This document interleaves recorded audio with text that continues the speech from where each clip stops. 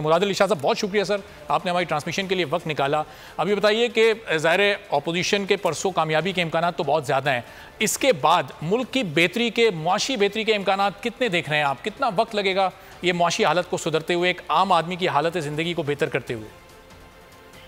बहुत बहुत शुक्रिया जी मुझे लेने का। सबसे पहले तो मैं सबको मुबारकबाद देना चाहूँगा जो आज आइन की कामयाबी हुई है, पाकिस्तानी कौम की कामयाबी हुई है और सुप्रीम कोर्ट ने आइन के हिसाब से फैसला दिया है और जो पहले डॉक्ट्रिन ऑफ नेसेसिटी या नजरिया ज़रूरियत है जिसकी बात चल रही थी उस पर नहीं गए और आइन के ऊपर गए हैं।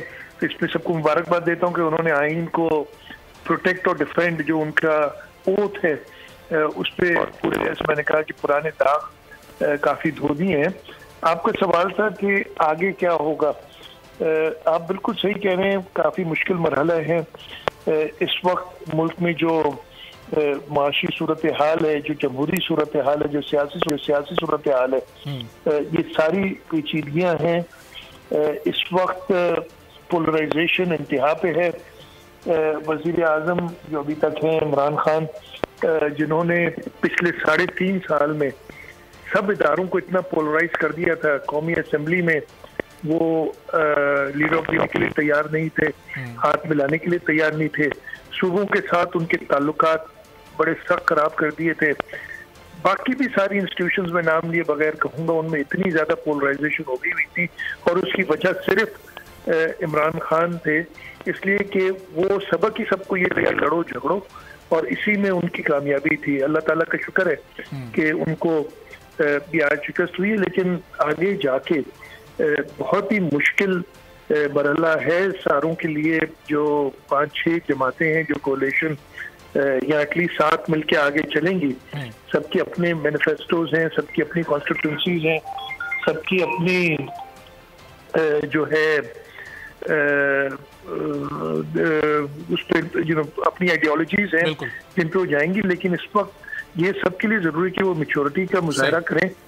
इसके हालात खराब हैं। शाह साहब, चूंकि ये आप लोगों की कामयाबी की तरफ जो ये रास्ता जा रहा है, क्या इसमें अभी भी पाकिस्तान तहरीक इंसाफ और मौजूदा हुकूमत कोई रखना डाल सकती है? अगर ये तमाम के तमाम MNAs मुस्ताफ़ी हो जाएं, 155 इनकी टोटल सीटें हैं, मुनर्रिफ अरकान को आप निकाल दें तो शायद 140-45 लोग इस्तीफ़ा दे दें, तो इलेक्टोरल कोलाज टूट जाएगा। क्या आम इंतखाबात की तरफ जाना पड़ेगा या ज़िमनी इंतखाबात की तरफ जाना होगा? फिर अगर PTI अभी भी सबक नहीं सीखी है, अगर अभी भी अदम इस्तेहकाम की तरफ जाना चाहती है, इस मुल्क को और नुकसान देना चाहती है, तो कोई ना कोई ऐसी हरकत कर सकती है। लेकिन जैसे ये इन्होंने हरकत की थी आर्टिकल 5 लगाने का, जिसका न सर बनता था न पैर, और अगर इस तरीके की उनकी सोच है, वो यही कोशिश करेंगे कि किसी तरीके से अदम इस्तेहकाम आए। लेकिन मेरी उम्मीद ये है कि एक मैच्योर पार्टी की तरीके से एक्ट करेंगे। सबसे बड़ी ऑपोजिशन की पार्टी बिल्कुल बनेगी।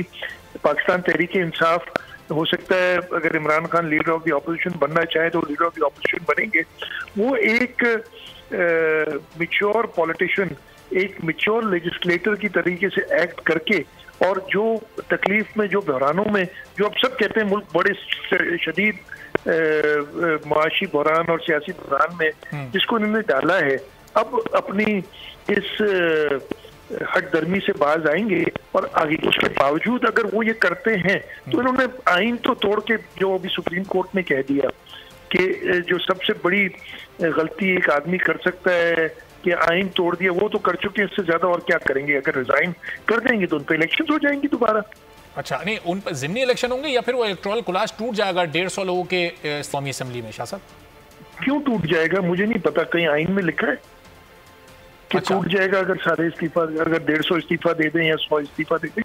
ऐसी कोई चीज नहीं है। लेकिन ये पहले भी एक बार आपको याद होगा कर चुके हैं। एक बार पहले भी ये en bloc, I don't know उस वक्त कितने मेंबरान थे उनके, उन्होंने इस्तीफे दिए थे। और आपको अगर याद हो, सिंध असेंबली में भी इनके 4 मेंबरान दिए थे और इस्तीफे देने के बावजूद असेंबली में नहीं आते थे, लेकिन अपनी तनख्वाहें पूरी लेते रहे और सारे प्रिविलेजेस पूरे लेते रहे। तो ये अगेन मैं कहूँगा कि अगर मैच्योरिटी PTI के अंदर आई, अगर इमरान खान के अंदर नहीं आई है, तो मैं उम्मीद करता हूँ कि PTI के बाकी लोगों के अंदर आ गई हो। कि जी वो ऐसी कोई हरकत ना करें कि मुल्क को मजीद अदम इस्तेहकाम की तरफ ले जाए। क्योंकि शाह साहब इलेक्शन कमीशन के मेंबरान की और उनके चीफ की तो गुफ्तगू आप सुन ही रहे होंगे कि वो अभी तैयार नहीं है इलेक्शन के लिए। जब वो 342 नशिस्तों पर इलेक्शन के लिए तैयार नहीं है तो ये 150 नशिस्तों पर। जी जी नहीं, थोड़ा सा फर्क है। अगर कोई इस वक्त इलेक्शन होगा जिम्नी तो 2018 की कॉन्स्टिट्यूंसीज पे 2018 की जो डिलिमिटेशंस हैं उस पे होगा। इलेक्शन कमीशन नए इलेक्शन की बात कर रहे हैं कि अगर हमने दोबारा जनरल इलेक्शन कराने तो वो नए डिलिमिटेशन पे होंगे, तो डिफरेंस। ठीक है, ये तैयार नहीं है अभी भी। इस वक्त मेरे गालिबन NA 42 ऐसे याद है, उस पे इलेक्शन हो रहे थे ना अभी। एक मेंबर की इंतकाल हो गया था तो उस जगह पे इलेक्शंस हो रहे थे। तो 2018 के ज़िमनी इंतखाबात में कोई कदगन नहीं हो सकते हैं। ठीक है, अमीर अब्बास भी हमारे साथ मौजूद हैं, वो आपसे सवाल करेंगे। जी अमीर। अच्छा शाह साहब, आपकी मौजूदगी से फ़ायदा उठाते हुए जो सवाल पहले अरबाब ने आपसे किया कि अगर वो इस्तीफ़ा देने का फैसला करते हैं तो इसमें कोई शक नहीं कि कानूनी तौर पर तो ऐसी कोई कदगन नहीं है कि अगर वो इस्तीफ़ा दे दें तो आपको जनरल इलेक्शन में जाना है। लेकिन अगर वो Sindh assembly, Khyber Pakhtunkhwa assembly, Punjab assembly और नेशनल असम्बली से इस्तीफ़े दे दें तो ये तकरीबन 400 के करीब सीटें वेकेट हो जाएंगी पूरे मुल्क में, कम से कम 400। तो इतने बड़े पैमाने पे अगर ज़िमनी इलेक्शन हो और वो भी सिर्फ 3-4 महीने के लिए, क्योंकि आप खुद इलेक्शन में आगे जाने की बात कर रहे हैं आज 6-8 महीने के बाद, तो ये डूएबल पर कैसे होगा? क्या डूएबल? अमीर साहब मुझे ये बताएं, अगर मैंने भी जवाब दिया था कि अगर अभी तक PTI का ये ख्याल है कि इस मुल्क को मजीद अदम इस्तेहकाम की तरफ ले जाना है, मजीद जो है इंस्टेबिलिटी लानी है, तो फिर ये सब काम करेगी। एक पॉलिटिकल पार्टी, उसका हेड आइन तोड़ने के बाद मजीद और क्या जो है बुरा काम कर सकता है। तो अगर वो इस डायरेक्शन में जाना चाहते हैं तो उसको पॉलिटिकली उसको आइन के तौर पे देखेंगे। मतलब आप क्या सिर्फ अपनी इस पूरे मुल्क को पहले आपने दांव पे लगा दिया। अभी जो आपने ये सारी हरकत की है, मुझे बड़ी हैरत होती है। पुराने उनके क्लिप्स आपने देखे होंगे, आप खुद भी चलाते रहे टेलीविजन चैनल्स, कि जब नामूस रसालत की बात आई थी, ये रियासत मदीना की बात करने वाले, नामूस रसालत की बात आई तो उन्होंने कहा कि जी मैं फ्रांस के एम्बेसडर को कैसे निकाल दूं, ये तो हमारी पूरी एक्सपोर्ट खत्म हो जाएंगी। और अपनी कुर्सी बचाने के लिए उन्होंने पूरे मुल्क को दांव पे लगा दिया। अमेरिका से भी लड़ लिए, यूरोपियन यूनियन से भी लड़ लिए। तो ये अगर इस तरीके के अनस्टेबल बातें करेगा तो मुझे उम्मीद है कि बाकी जो इनके साथ लोग हैं कहीं तो चेक पे आएंगे। और यही वजह है इनको लोग छोड़ते चले गए हैं। और सिर्फ यही देखें, हर आदमी सियासत में या किसी भी काम में अपनी इज्जत के लिए आता है। अगर आप इनके मेंबरान से पूछें किसी की इज्जत करने के वो शख्स बिलीव ही नहीं करते थे इस पे, तो मेरा नहीं ख्याल है कि इतने लोग इनके साथ जाएंगे। और अगर जाएंगे भी और चाहेंगे कि मुल्क को मजीद अदम इस्तेहकाम में डालें, तो मेरा ख्याल है जो सेन फोर्सेस हैं इस मुल्क की, जो सेन लेजिस्लेटर्स हैं, बाकी इदारे हैं, वो इस तरफ जाने नहीं देंगे। अच्छा शाह साहब, नून लीग की सारी जो टॉप लीडरशिप है वो इन 3.5 सालों में जेल में गई नैब के चक्कर में। कोई 3 मारा होगा और कोई 2 साल रहा जेल में। इसी तरह पीपल्स पार्टी के आपके लोग भी गए, जरदारी साहब, फरियाल बीबी, खुर्शीद शाह साहब, दुरानी साहब। तो अब आप इंतकाम का नारा लगाएंगे या सारा कुछ दरगुजर कर देंगे और कह देंगे कि भाई जो फलां घर में दाखिल हो गया उसको आप माफ़ी है? देखिए, इस वक्त तो मेरा ख्याल है हमारी प्राइम जो थॉट होगी कि जो भंवर में, सियासी भंवर, माशी भंवर में इमरान खान ने इस मुल्क को डाल दिया, उससे कैसे निकला जाए। और मेरा ख्याल है इनकी जो ये सारी करतूत थे वो सामने आते जा रहे हैं इस वक्त भी, और जो भी लॉ होगा उसके तहत उनके साथ डील किया जाएगा। लेकिन पहली प्रायोरिटी हमारे लिए हमारा मुल्क ही होगी। अच्छा, ये नून लीग के अंदर तो इस पे इख्तलाफ है, यानी नून लीग में कंसेंसस नहीं है कि हमें ये अरसा पूरा करना चाहिए इस मौजूदा पार्लियामेंट का या हमें फौरी इलेक्शन में जाना चाहिए। जैसे शाहिद खान अब्बासी और उनकी तरह के और काफ़ी लोग हैं जो समझते हैं कि हमें बजट देने के बाद फौरी तौर पर इलेक्शन में चले जाना चाहिए, हम जितने दिन गुजारेंगे हम पर नजला गिरता रहेगा और हम लोगों में काबिल नफरत बनते रहेंगे। पीपल्स पार्टी का पहले स्टांस कुछ और था, अभी किस तरह आप कंसेंसस बिल्ड करेंगे इसके ऊपर? हो जाएगा कि बजट के बाद जाना चाहिए इलेक्शन में? देखिए, ये अभी फैसला जो है, मैंने शहबाज शरीफ साहब को सुना था, अपने प्रेस कॉन्फ्रेंस में बात की थी कि फैसले वो कंबाइंड अपोजिशन के साथ मिलकर करेंगे। मेरी अपनी जाती राय की इसमें कोई वैल्यू नहीं होगी। सारी सियासी जमातें जो इस कंबाइंड अपोजिशन का हिस्सा है वो उसकी पाबंद होंगे, उनके सारे मेंबरान। तो ये सारी चीजें देख के, जैसे मैंने कहा, इमीडिएट जो आपकी जाती राय मैटर करती है, क्यों नहीं करती? आप आफ्टर ऑल चीफ मिनिस्टर है पाकिस्तान के दूसरे बड़े सूबे के, तो आपकी राय की भी कोई ऐसे फैसलों में वो जाती राय मैं अपने फोरम्स पर ही दूंगा, मैं पब्लिक में तो नहीं दूंगा ना। मैं सिर्फ ये कहूंगा, लेकिन मैं जैसे कहूँ कि मेरी प्रायोरिटीज इस वक्त क्या है कि इलेक्टोरल रिफॉर्म्स लाए जाएं ताकि जब भी इलेक्शंस हों उस पर हर एक को यकीन हो कि ये फ्री फेयर इलेक्शंस हो रहे हैं और उनके रिजल्ट सब एक्सेप्ट करें। जो इस वक्त फाइनेंशियल क्राइसिस में हम आए हुए हैं उससे हम निकलें और कम से कम इस्तेकाम लाएं कि मजीद नीचे खड्डे में ना गिरते जाएं। ये मेरी और इलेक्शंस का, जैसे मैंने कहा कि सब कंबाइंड अपोजिशन पार्टीज की लीडरशिप जब फैसला करेगी, पाकिस्तान पीपल्स पार्टी तैयार है उनमें जाने के लिए। सही। अच्छा, ये जो आपने रिफॉर्म्स की बात की शाह साहब, जब इमरान खान साहब इलेक्टोरल रिफॉर्म्स ला रहे थे जिसमें ईवीएम है, ओवरसीज पाकिस्तानियों को वोटिंग राइट है, तो उन्होंने बुलडोज कर दिया सारा प्रोसेस और आप लोगों को मुशावरत में उस तरह शामिल नहीं किया। और आप लोगों का शिकवा था सबका कि ये इमरान खान के रिफॉर्म्स है, ये हमारे रिफॉर्म्स नहीं है। अब अगर इमरान खान नहीं जाते छोड़ के और वो रहते हैं पार्लियामेंट में, तो वो ऑपोजिशन की बड़ी पार्टी होंगे, आप उनको लाएंगे ऑन बोर्ड, उनकी मानेंगे तजावीज, या आप भी उनको बुलडोज कर देंगे? देखिए, मैंने फिर से कहा कि पाकिस्तान पीपल्स पार्टी, मुत्तहिदा PMLN, मुत्तहिदा कौम, सारी ये जो जमातें एक मैच्योर पॉलिटिकल पार्टीज हैं। बुलडोज करने की बात नहीं है। हम जरूर सलाह, मैं I am just talking on behalf of all the political parties here, हम चाहेंगे कि एक मुत्तफिका फैसला हो और इलेक्ट्रल रिफॉर्म्स ऐसे हैं जो हर एक को एक्सेप्टेबल हो। लेकिन अगर किसी की अपनी मर्जी हो, ईवीएम्स के ऊपर हमारा बड़ा स्ट्रॉन्ग पॉइंट ऑफ व्यू था, सारे पॉलिटिकल पार्टीज का था कि ये वर्केबल नहीं है, IT है और इससे वापस निकल आए हैं। खासतौर पे हमारे जैसे मुल्क में जहाँ पे टेक्नोलॉजी का वो लेवल नहीं है, ये चीज काम नहीं आएगी, बल्कि इससे और कंट्रोवर्सीज पैदा होंगी।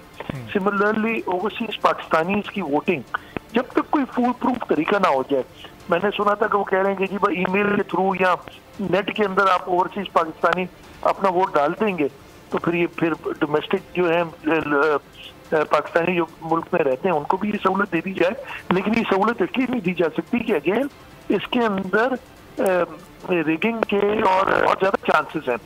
तो अगर कोई फुल प्रूफ तरीका ऐसा आता है तो क्यों नहीं, लेकिन इस वक्त मेरा ख्याल है ना टेक्नोलॉजी ना जो है हमारे सिस्टम से इजाजत देते हैं कि ये चीजें हों।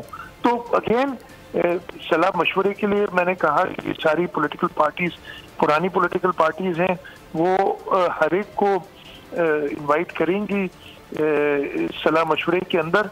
अब वो उनको ना करना है, वो जब 3-3.5 साल रहे तो किसी की शक्ल देखना पसंद नहीं करते थे।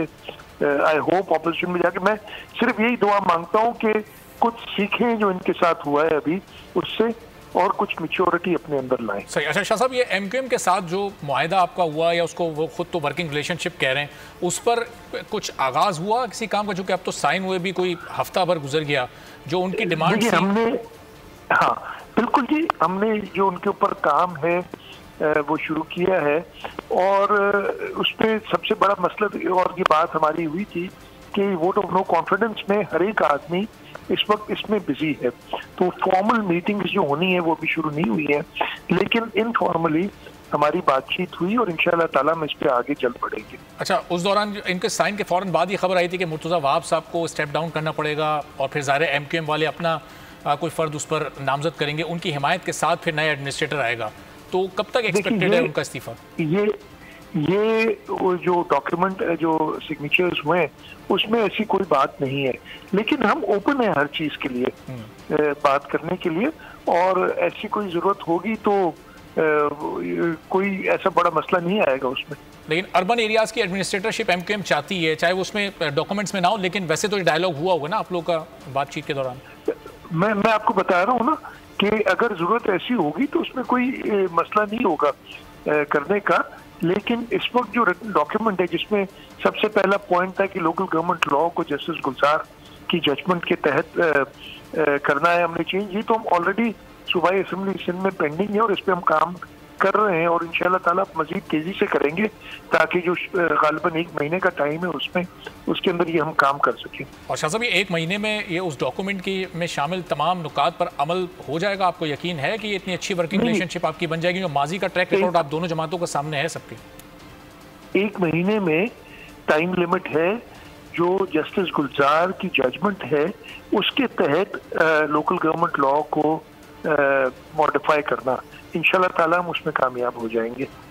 और इसमें ये शर्त तो नहीं होगी कि अदम एतमाद की कामयाबी की सूरत में ये मुमकिन है? क्योंकि हमने देखा जब अदम एतमाद ये 1 हफ्ते का डिले आया तो ये तमाम काम रुक गए। नहीं जी, मैं आपको एक बात बताऊं कि ये बहुत पहले 1 साल से भी ज्यादा हो गया कि बिलावल भुट्टो जरदारी साहब ने मुत्तहिदा कौमी मूवमेंट से कहा था कि आए साथ मिलकर काम करें। इस मुआहिदा जो अभी हमारा हुआ है, जो राइटिंग में भी हुआ है, और उस पर हम सब ने कहा है कि ये एक लॉन्ग टर्म रिलेशनशिप के लिए हम काम करने जा रहे हैं। इसका ये मतलब नहीं है कि कोई इलेक्टोरल अलायंस होगा, वो अपनी आइडियोलॉजी के साथ इलेक्शन लड़ेंगे, अपने मैनिफेस्टो के साथ लड़ेंगे, हम अपने मैनिफेस्टो के साथ लड़ेंगे, लेकिन हम दोनों सियासी जमातों की ये कोशिश होगी कि सूबे और मुल्क की बेहतरी के लिए जो इक़दाम हों उन पे एग्री करें और हम आगे। और बिल्कुल आखिरी सवाल शाह साहब, आपने कहा कि जाहिर अपनी अपनी आइडियोलॉजी पे इलेक्शन लड़ना है, एक दूसरे के खिलाफ कैंपेन कैसे करेंगे? आपको अगर अर्बन सिंध में कैंपेन करनी है तो एमक्यूएम के खिलाफ करनी है, एमक्यूएम को अगर रूरल सिंध में कैंपेन करनी है और अर्बन सिंध में करनी है तो आपके खिलाफ करनी है। जब एक साथ काम कर रहे हैं तो अगले इलेक्शन में एक दूसरे के खिलाफ फिर क्या होगा आवाम के पास ले जाने के लिए आपके? जी, अब ये बहुत ही माजरत के साथ इमरान खान डॉक्ट्रिन पर काम ना करे ना। इमरान खान की डॉक्ट्रिन थी, यहाँ तो मैं बात करूंगा, ये तुम्हारी शक्ल भी देखूंगा, यहाँ तो मेरे साथ काम करो, आइदर यू विथ मी और your against me. Political parties plurality के साथ चलती हैं, साथ काम करती हैं, अपनी अपनी आइडियोलॉजीज पे अपने वोटर्स के पास जाती हैं, लेकिन वो आइन और मुल्क की बेहतरी के लिए काम करती हैं। यही मैच्योरिटी जो है पॉलिटिकल पार्टीज में आनी चाहिए, और काफी पॉलिटिकल पार्टीज में सिवाय आई है। तो ये चीज ऐसी नहीं है कि हम एक दूसरे के खिलाफ इलेक्शन नहीं लड़ सकते। इलेक्शन लड़ना दुश्मनी होती है एक दूसरे के खिलाफ, ऐसा नहीं होता है। और यही चीज हम आगे बढ़ाना चाहते हैं कि अब हमने जो पोलराइजेशन है हर इंस्टीट्यूशन की में वो खत्म करनी है, उसको लेके आगे बढ़ना है।